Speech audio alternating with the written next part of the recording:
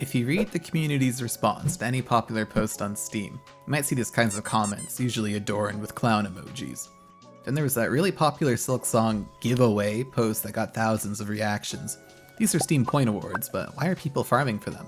Well, there's a couple of superficial reasons I can think of, but the last one might be the most interesting.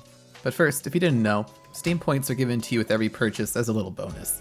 You get 100 points per $1 USD you spend, so I get about 72 points per Canadian dollar due to the conversion rate. You can spend them on cosmetics for your Steam profile, or use them to give posts you like awards, and the receiver gets a few of those points. So the number one logical reason is to buy cosmetics. You can use Steam points to buy backgrounds, which are about 500 points, profile frames, which are about 2,000 points, and emojis, which are about 100 points each for your Steam profile. It looks like there's also some customizations for the Steam Deck, but I don't have one, so I don't know how good they look. You do need a fair amount, around 10,000 points, which is about $100 USD worth for some full bundles of cosmetics, but I bought one and haven't felt the need to change it, so I guess if you like using cosmetics, that might be one reason why. The second reason is rage baiting. It's just for attention. Some people are starved for attention, it's one way to get fed, you know how it goes. The third reason is just to collect Steam points or the awards. They show up on your profile and some people like to show it off, just for vanity. Or make the Steam point number go up. But the most interesting reason to me is that they can actually be very slightly converted back into monetary value. During seasonal events, there are badges that you can level up using your Steam points. Ever notice how Steam profiles have levels? Leveling up these badges is one way to get more profile XP. You also unlock different perks for having higher levels, like more friend slots or more achievement displays for your profile.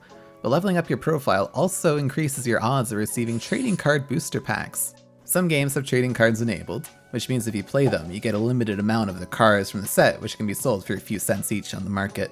You can create a badge using a full set of these cards, which also levels up your profile. Well, did you know that whenever a community member crafts a badge for a game, there's a chance they'll get a booster pack from that game?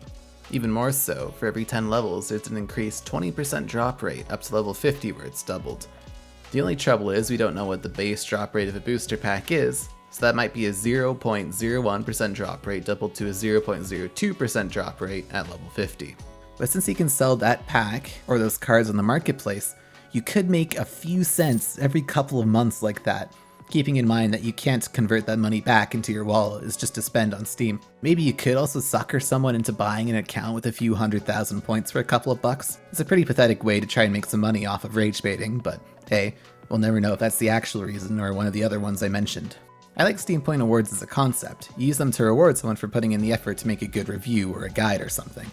But they're not being utilized well right now, and people don't know what else to do with them. If for some reason Valve wanted my advice, I suggest using them to get random discounts on smaller indie games like you sometimes get for crafting badges. It would give an incentive to spend even more, and give some exposure to smaller games that could use it. What would you like to see done with Steam Points? Let me know in the comments or click one of the videos on the screen. Thanks, I'll see you around.